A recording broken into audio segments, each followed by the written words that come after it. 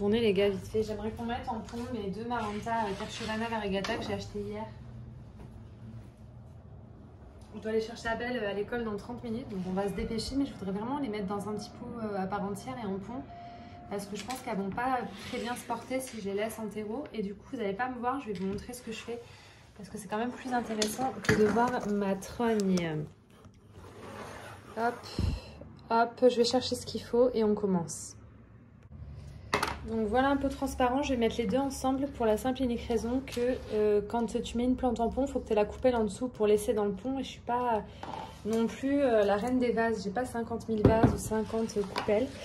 On va déjà les dépoter pour voir comment ça se passe au niveau racinaire. Est-ce qu'il y a des racines? Ça arrive des fois quand on achète des plantes à Truffaut, Mériadec, que ce soit pas ouf. Ça arrivait à beaucoup de mes amis en vidéo.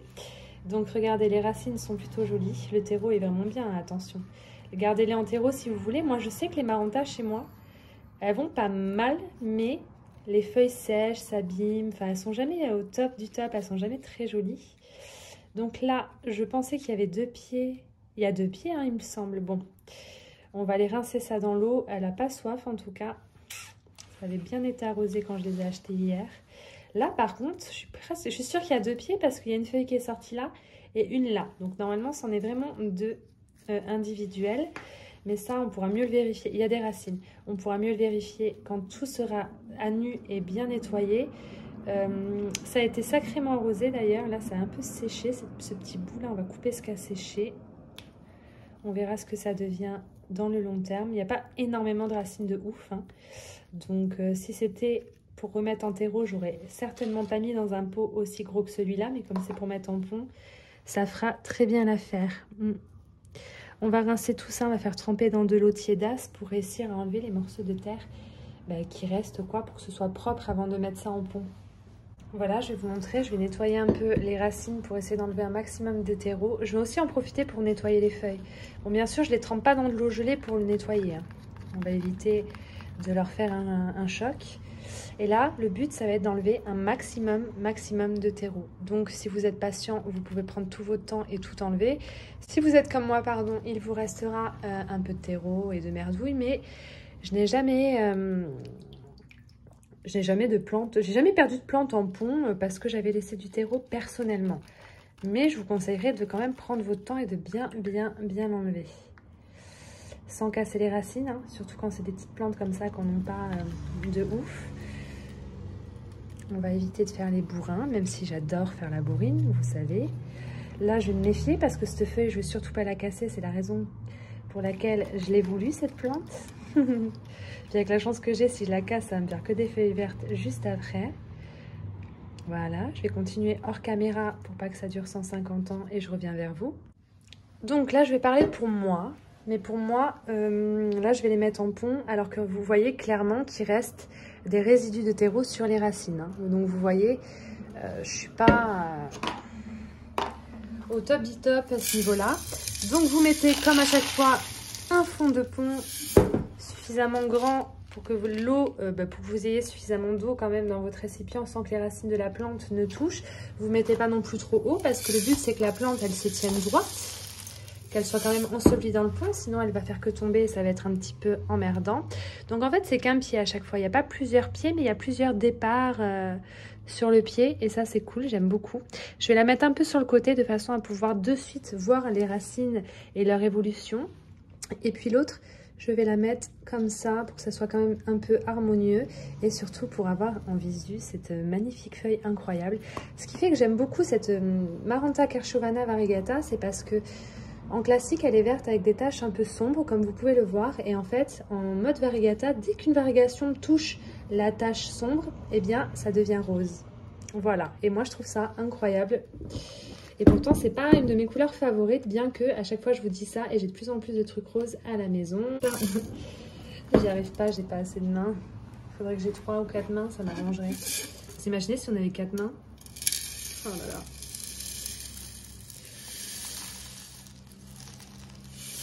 Voilà, vous en foutez bien partout sur les feuilles que vous voulez surtout pas abîmer, évidemment, hein.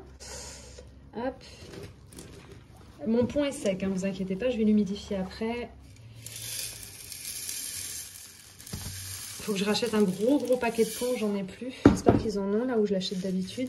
En général, c'est sur liste d'attente parce que au début, il y en avait 50, personne n'en avait rien à foutre. J'ai montré 2-3 fois. Et du coup, maintenant, à Bordeaux, au Truffaut, là où je l'achète, c'est un peu la pénurie. Il faut y mettre notre nom et notre prénom. Ils nous appellent quand ils en reçoivent. Je peux vous dire qu'ils en vendent hein, du pont. Et c'est cool. Ça prouve que ça marche aussi chez vous et que vous aimez ça. Et moi, j'aime si vous êtes content. Voilà. On va bien humidifier le pont, bien le mouiller, puis on va le mettre dans un récipient de façon à ce que le cul du pot traîne constamment dans 2 à 3 cm d'eau, tout simplement. J'ai plus de vase classique, donc du coup je le fiche là-dedans en attendant d'aller à Action acheter de nouveaux vases. Mais voilà ce que ça donne, ma petite Maranta Kerchiovana Variegata en pont. J'aime trop le rose là sur les taches, incroyable, incroyable. Et voilà, je l'ai posé à côté de ma Lemon Lime qui est en pont depuis un moment. Et puis on verra bien, on verra dans quelques jours. Si elles se plaisent, on croise les doigts. Mais je suis trop contente, je suis trop pressée qu'elle soit entièrement déroulée. Celle-ci là, elle est vraiment belle. Et alors celle-ci aussi est jolie. Mais plutôt que de faire du rose, j'ai l'impression que les taches, elles se sont un peu effacées. C'est hyper bizarre. On va la laisser se dérouler, on va la laisser durcir et on verra bien. J'aime beaucoup. Les gars, j'ai entièrement vidé ma serre Ikea. J'ai enlevé toutes les plantes qui vont dedans. Je les ai toutes bien arrosées, bien dépoussiérées. J'ai douché parce que bon, c'était plein de poussière. Ça me saoulait un petit peu. Bon, elles n'ont pas toutes eu besoin d'un arrosage. En l'occurrence, mon pothos néon, le deuxième, puisque le premier, il est mélangé au Marble Queen, il vit sa meilleure vie. J'avais oublié de l'arroser, je crois que ça se voit. Le problème, c'est que je l'ai arrosé hier et il s'est toujours pas redressé depuis hier. Donc j'ai un petit peu peur. J'ai peut-être fait une bêtise en vraiment... en l'abandonnant vraiment, tout simplement, puisqu'il avait très soif. Donc j'espère qu'il va se retaper. Quoi qu'il en soit, je vais laisser bien égoutter. Et avant de remettre tout ça en place, on va rempoter une plante. Parce que, comme je vous en ai parlé, je ne sais pas si vous avez suivi, mais je compte acheter une deuxième serre Ikea, la même, pour mettre côte à côte. Et j'ai vraiment envie de mettre ce genre de plante-là à l'intérieur. Donc, ce qui est bien, c'est que mon philodendron Lemon Lime, j'ai fait des grosses boutures de lianes de mon grand qui est dans le macramé dans la pièce à plantes. Et elles ont bien raciné, donc je pense qu'on va pouvoir les mettre en terreau dès aujourd'hui. Du coup, ça nous fera vraiment des grosses lianes pour la future vitrine que je n'ai pas encore, mais ça ne saurait tarder. Je fais une petite pause pour vous montrer mon bouquet d'œillets qui arrive à la fin. Mais il est incroyable, il est toujours aussi beau, même s'il y a des fleurs qui ont fané. Je me souvenais pas avoir eu un bouquet d'œillets harlequin multicolore comme ça aussi beau, donc voilà, il fallait que je vous en parle. Et là, présentement, on va rempoter une plante, je vous montre ça de suite. Dans une de mes précédentes vidéos, vous vous souvenez, j'avais 2 tiges comme ça de ce philodendron Mican, je sais pas comment vous préférez dire. Et j'avais acheté un petit pot de plusieurs pieds pour garnir, parce que le mien il était vraiment trop petit. Depuis que ça a été fait il y a quelques semaines, tout va bien pour l'instant. Cette feuille, elle a l'air un peu en PLS, mais elle l'était quand je l'ai achetée, donc je ne m'inquiète pas, tout va bien. Et je suis retournée à Truffaut, putain le focus en ce moment, je suis désolée, et j'en ai repris un deuxième, qui était sûrement déjà là, ça doit être le même qui était là quand j'ai acheté celui-ci. Donc toujours à 4,49 €. Et je vais le rempoter et comme ça j'en aurai 2. Donc chaque vitrine aura le sien. C'est le premier doublon que j'achète. Il faut que je nettoie ces feuilles à fond. Mais déjà on va le rempoter ensemble. Je sais que vous aimez bien quand je rempote des plantes. Pourquoi c'est tout le temps flou? J'ai touché un truc, c'est pas possible. Alors normalement ils ont des belles racines. Mais je vais quand même mettre un pot un peu plus petit parce que là vous savez c'est le pot de base. Et l'autre que j'avais acheté, je sais que j'avais mis dans un pot plus petit. Donc je pense que je vais faire pareil, comme celui-ci se porte bien. Et puis je vais mettre mon mélange de tous les terreaux qui me restaient avec de la perlite. Et puis ça sera très bien. Parce que bon, c'est des petites boutures, hein, elles n'ont pas des racines de ouf. Et j'ai envie que ça s'échouille bien entre 2 arrosages.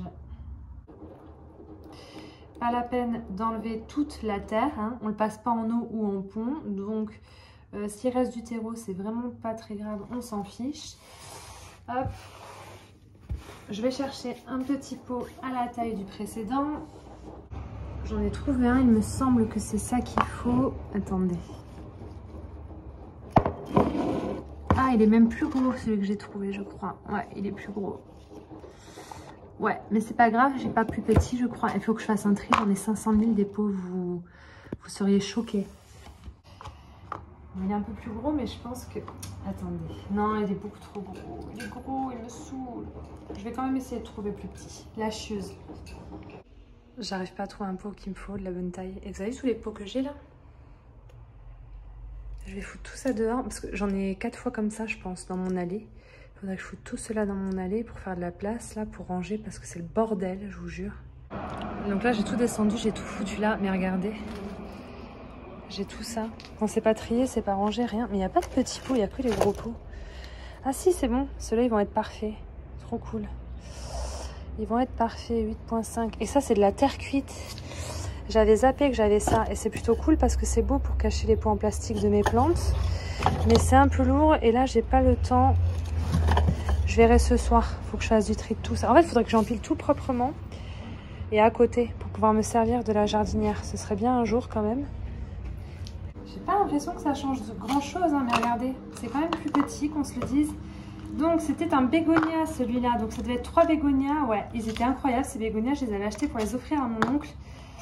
À mon tonton qui a mis un peu de temps à revenir quand je les ai achetés et ils sont morts. Je me déteste. On va rempoter tout ça. Je vais d'abord laver les feuilles.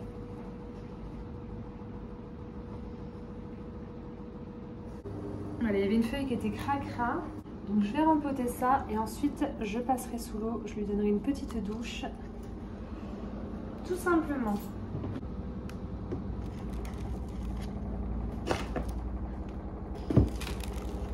J'en fous pas, on va essayer de faire ça bien.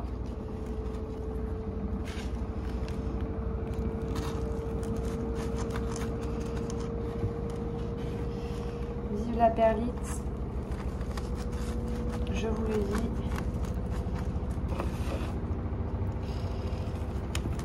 Après, je peux pas mettre toutes mes plantes dans des cache-pots en terracotta pour faire croire que c'est dans des pots en terre cuite parce que c'est tellement lourd. Désolée, ma machine elle va faire un bruit monstre là, le tirage. Voilà, en plus ça fait tout tomber. Ça va être sympa pour la vidéo. Voilà. J'espère que vous avez vu quelque chose. On va en profiter pour nettoyer ces feuilles. Déjà, on va tasser la terre. Hop, ce sera un bon début. Et puis, je vais me passer l'eau comme ça sur ces feuilles pour les dépoussiérer et canner éventuellement des nuisibles qui pourraient y être. Bon, j'en ai pas vu. Hein. Faites pas ça à l'eau gelée, les gars. Hein. Faites ça à la température ambiante. C'est mieux.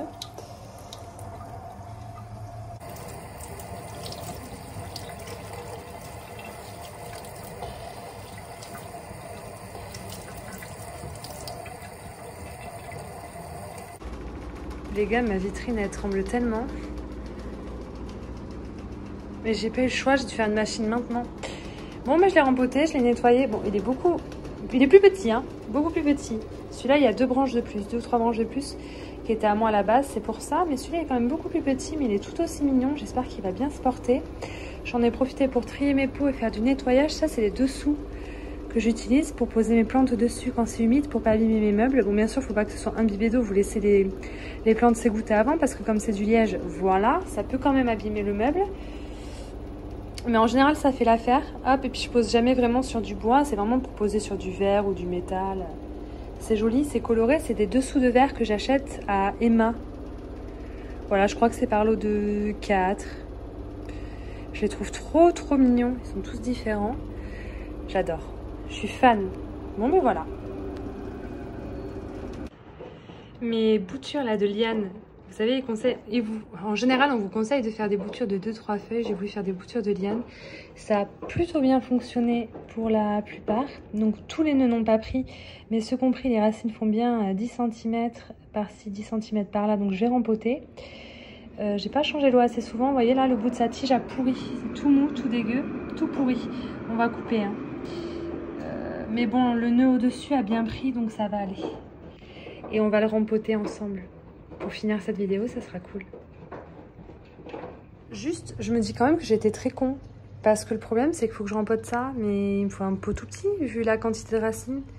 Et t'as vu la longueur des lianes? Comment je vais faire? Est-ce que je les enroule dans un petit pot et que je recouvre de terreau? On va essayer. Attendez, on va essayer. On va pas s'affoler, ça va bien se passer. J'ai trouvé qu'une solution, les gars, c'est de faire un nœud avec la tige, tout doucement, sans casser, histoire que toutes les racines soient dans le terreau. On verra bien ce que ça donne.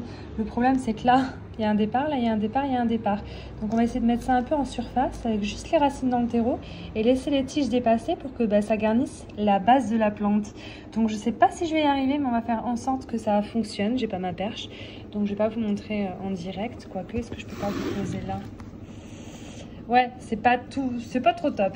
Mais vous voyez, là, j'ai fait une boucle. Il suffit juste que les racines, elles soient bien, qu'elles passent bien en dessous pour bien aller se caler dans la terre. Vous voyez ce que je veux dire?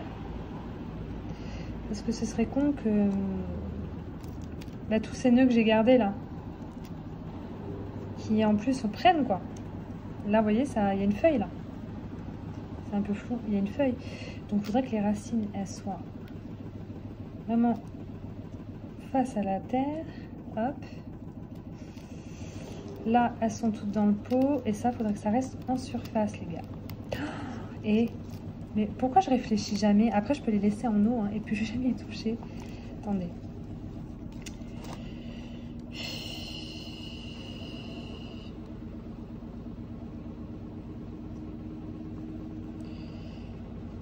Hop, hop, hop.